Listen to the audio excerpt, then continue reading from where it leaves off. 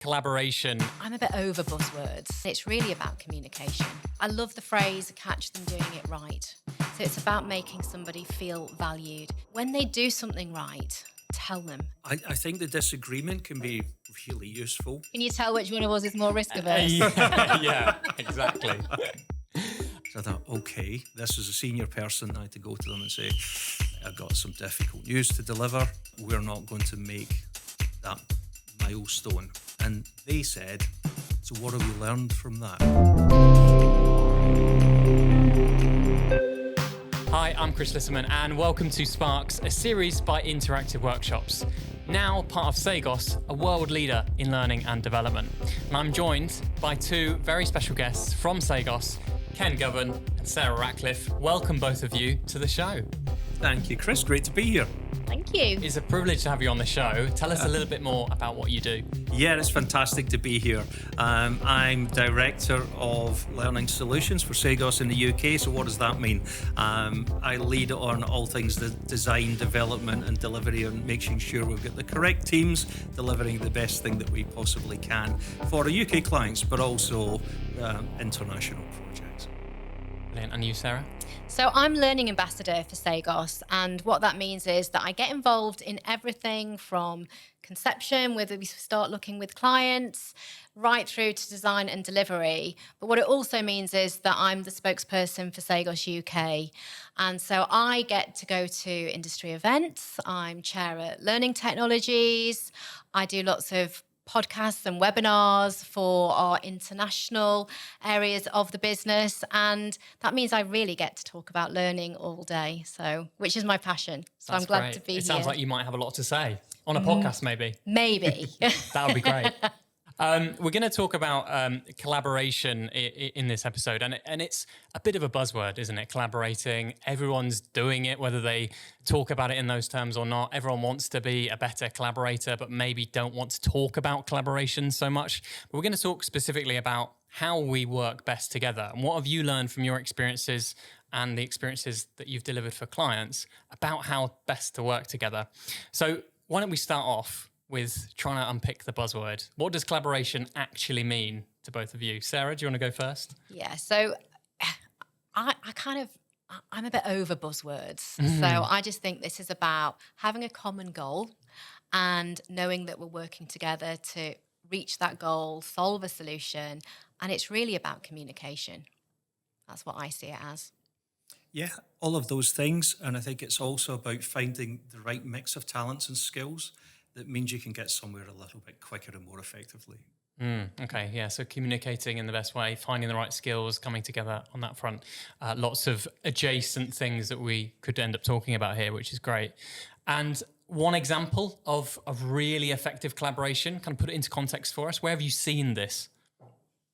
I'm going to go with this one. So I worked with a company a little while ago, a global engineering company, and we were tasked with running a change management program. And so we brought in all their leaders from around the globe.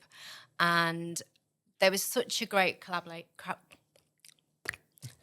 collaboration with the client, because what this enabled us to do was we had lots of conversations ahead of the rollout so that we were able to really understand what was important to them, what the barriers, what the blockers, and who those people were that we needed to take through what was essentially a merger at the time.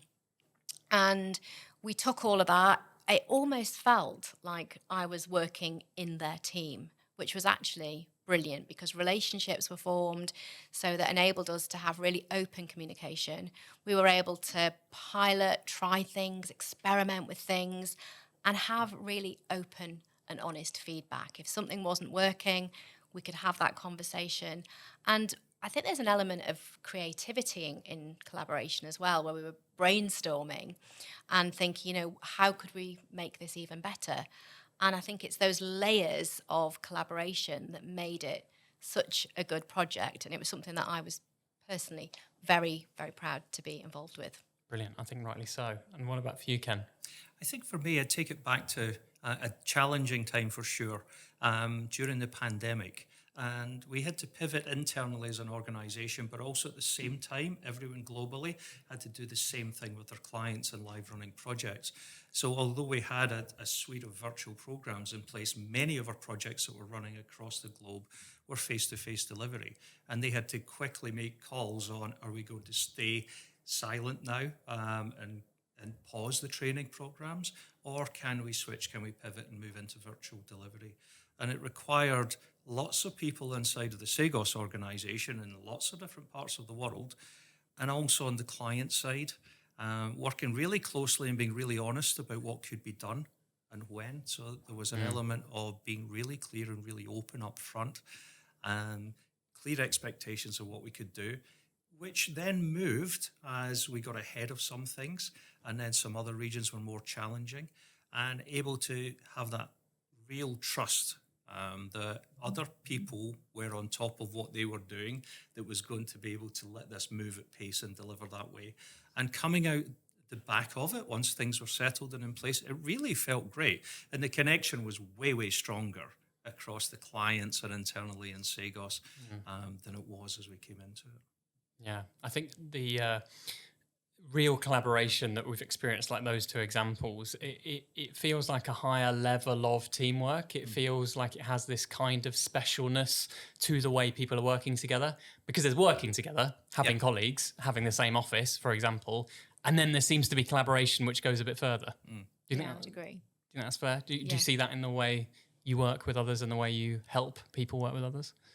Definitely. I think it's a step beyond teamwork, because I think at the heart of it here is that you're trying to solve a problem, or you're working towards that common goal. So I think that's why you're very focused when you're collaborating, or you should be. Yeah, for sure, the common goal element's there.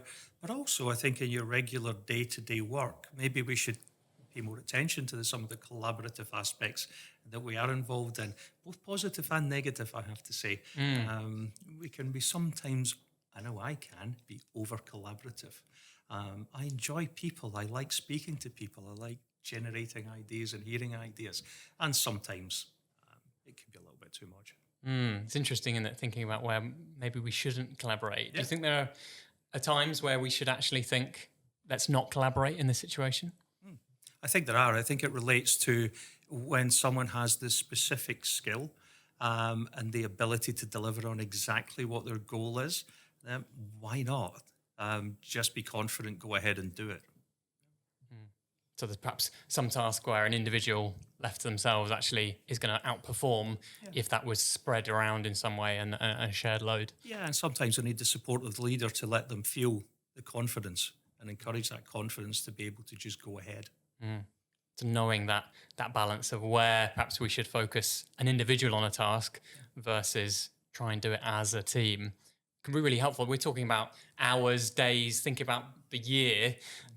There must be weeks worth of time where we perhaps waste or misuse, depending on whether we collaborate or not, which is interesting to think about.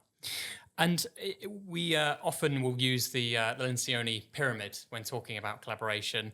And right at the bottom of that, we've got a foundation of trust. This is a vital ingredient. We talk about it a lot in our workshops. What part do you think trust plays in collaboration? Do we need it? Should we have it? What do you think?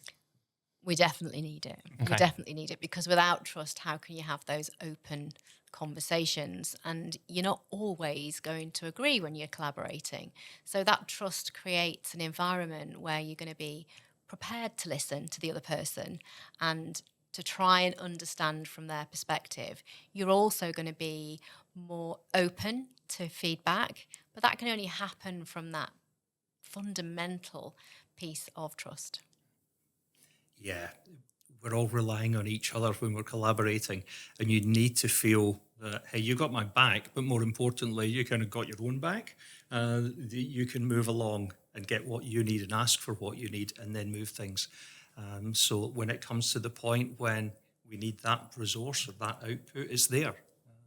We know it's going to happen. It comes back to what you said earlier, Ken, about the honesty. So, trust and honesty, that they fit together. By being honest, you start to build that trust. And when you've got that trust, you can be honest, and it just starts to build more authentic relationships. And that's when we can really start to grow and where collaboration can come to life. Yeah, I think those conditions that build trust are interesting to think about. Hate to use the buzzword, but psychological safety comes into play in a real way, and possibly more so when we're collaborating with people from outside our function or teams. Are we feeling okay when it's not on track to go and be open and honest about it, or you need something that's not happened, having the difficult conversation, or hey, something's gone wrong? And I think it reminds me of a time when I was in a large scale project and we were behind, and I was going to have to go and deliver the bad news. So I thought, okay, this is a senior person that I wasn't too familiar with, and I had to go to them and say, right, I've got some difficult news to deliver. We're not going to make that milestone. Gave the background and what was there. And they said, so what have you learned from that? And it was a really interesting moment because it was completely not what I was expecting, but it completely changed the tone of the conversation. It made me reflect, made me think. We talked about that, and it just helped move us on and get somewhere. We were at that point. That couldn't be changed, but it certainly moved us forward. I was in a safer place. And we tend to rely on tools when we're collaborating, especially in a remote world, a hybrid world, whatever we want to call it. We're reliant on these digital tools. Are we too reliant? Should we be using them more, embracing all of the tools that we've got to offer with AI and everything else? What do you think? I have to say, as a leader, I kind of love them because I can check in on things really easily and have a clear picture of what's happening and what stage projects are at and programs are at. So that's terrific. I do often find, though, that the process can overtake some quick conversations that happen, and particularly in the early stages. We're ticking boxes and checking and allocating tasks, when actually we might already be a little bit further down the track than we thought we were. Or maybe there's just one other person that would be useful to be in the program or not, and swap out for who's expected to be in there. It's a little bit more conversation. Up front can be good. Yeah, to quote Elvis, a little bit more conversation, definitely. And I think that we can get into habits, and it's about understanding what it is we're trying to do in any given time. So there's lots of collaboration tools out there, and yes, we should absolutely be using them. But we've got to question ourselves that, is there a better way sometimes?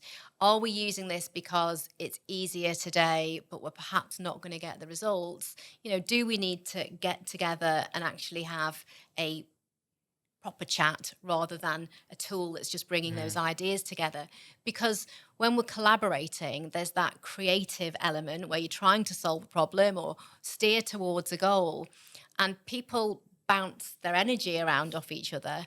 And when people do that, then the brain starts to fire and new creativity comes to life. And quite often we'll get to a place further if we've used the right collaboration tool. Don't get me wrong, the tools are amazing, particularly I would say in virtual sessions. The collaboration tools we've got when people are working all around the globe, to be able to use those collaboration tools, they are so efficient. So it's about knowing what you're trying to do and how much time you've got.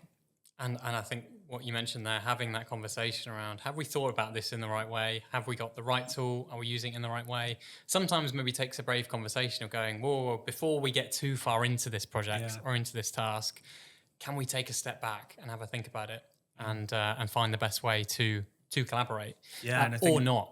Yeah, sorry. And also globally, as sparks a thought that says, while it's great to have the conversations, that can be really tough when you're working and following the sun. So to have a shared place to be where you can wake up and already something's moved on and you've got some ideas or a next stage that's progressed, great.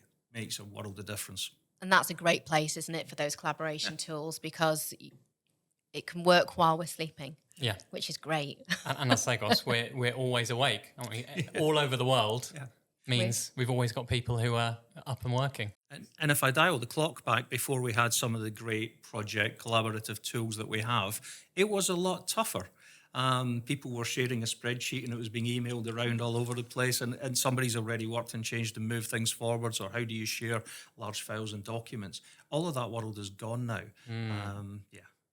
It's worth taking a moment, isn't it, to stop and just think that the tools that we use now, and we complain about the features and how Teams is a little bit clunky. If only it could do this. We would have died to have these kind of tools going back 10, 20 years, wouldn't we? I learned to type on a manual typewriter. That's how old I am. That's a good skill to have. Yeah, it is a good skill to have. So that, the technology is moving so fast, and it's moving faster now than ever before. The platforms that we use now, the collaboration tools that are on them are phenomenal. Yeah. They really are. Absolutely. And what I want to have a think about is that co-creation process you described. It's quite creative and can be happening all over the world. We're using all these tools.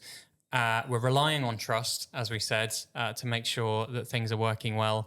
But what about when we disagree? What about when we've got different creative ideas or direction for the project? Maybe I think we should collaborate and you think, actually, let's work on this individually.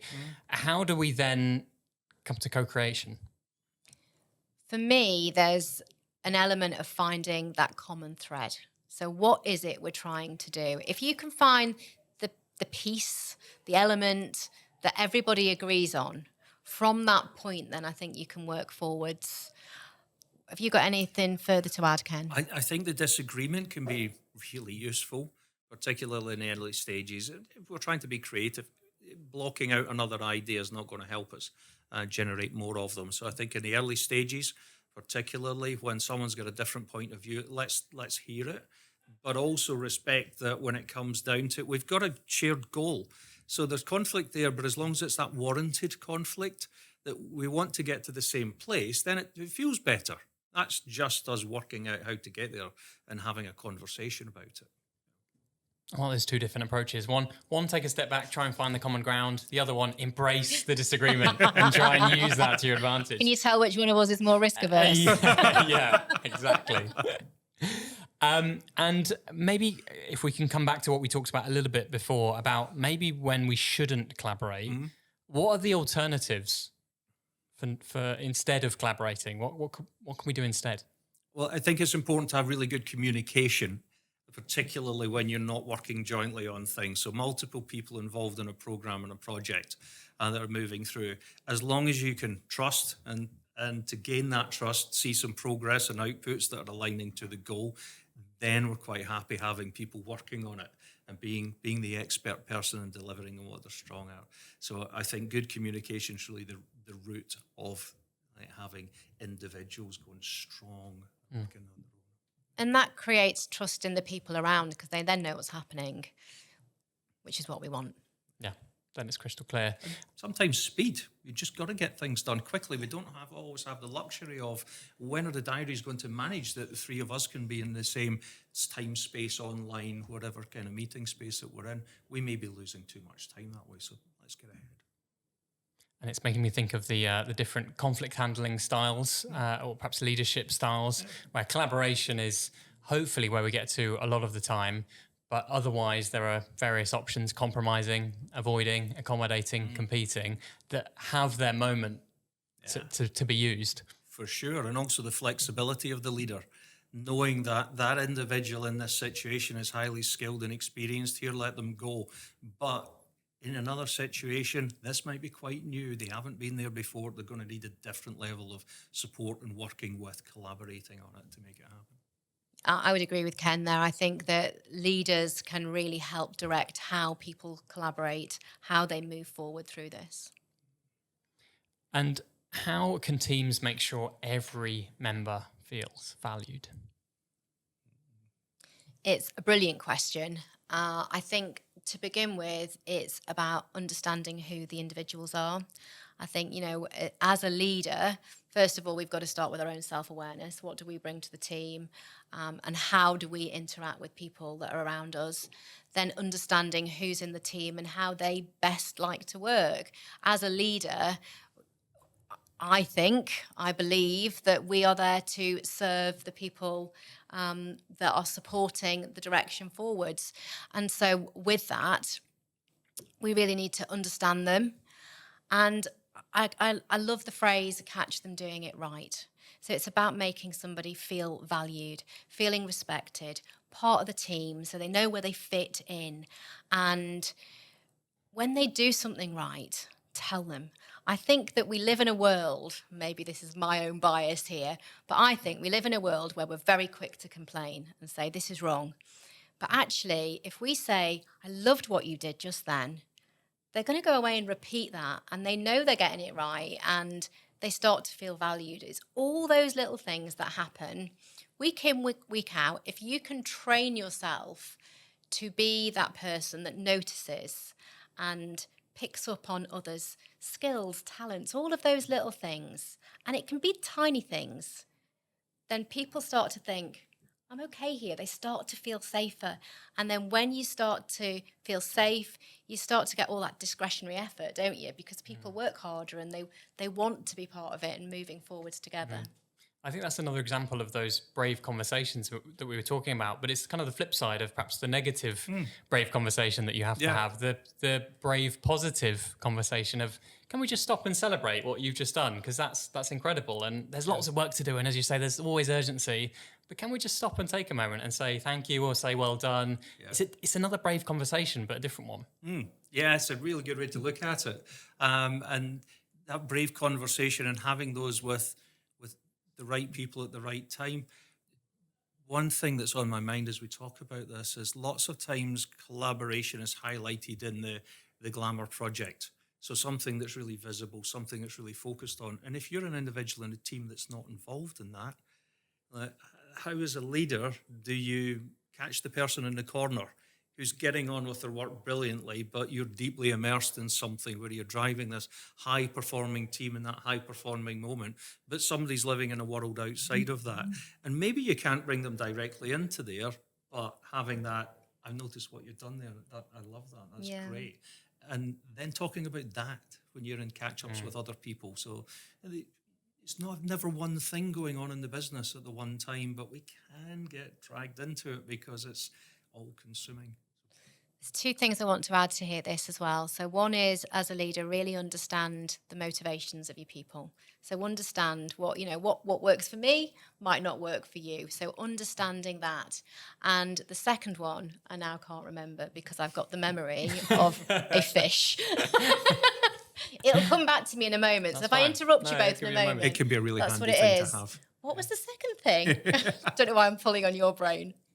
While you're trying to remember the second thing, it's making me realise maybe the difference between just working sort of alongside each other, together-ish, and collaboration is whether we're willing to have brave conversations, whether it's the difficult, this needs to be better, or the difficult, can we just stop and celebrate and congratulate? Yeah. Maybe that's the difference. And if we don't have those brave conversations, we just end up going, yeah, that'll do. That's great, Ken. Thank you for that. Or that, I thought that was really good from Sarah, but I won't say that to her face. Yeah.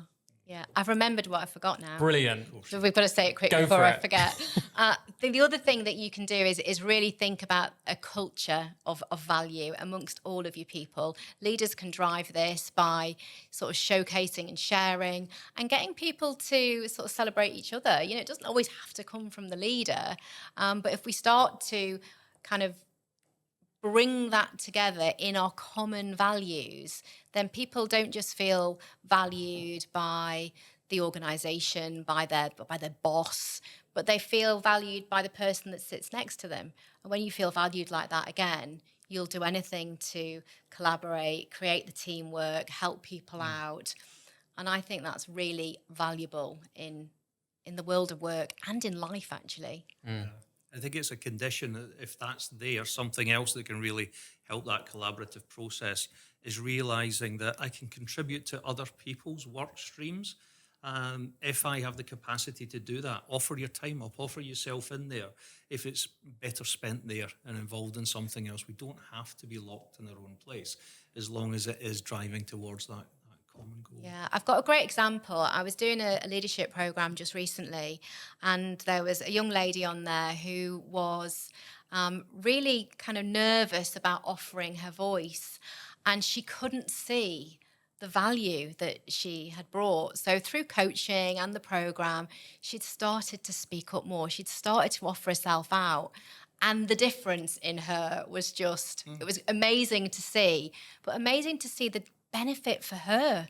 Because actually, do people feel like they have something to contribute? Sometimes we can be really hard on ourselves as individuals. So if you want to make people feel valued, let them know that we want to hear your voice, and make it safe, because what holds people back quite often can be fear of looking stupid. I'm not going to give this idea because people might think I'm bonkers. And it's about saying, do you know what? Every idea is valued, because it might be that one bonkers idea that is brilliant. So kind of explore, and I like the word, I don't know whether this is a buzzword or it's been bounced around a lot, but I like the sense of play, and just have a bit of fun with it.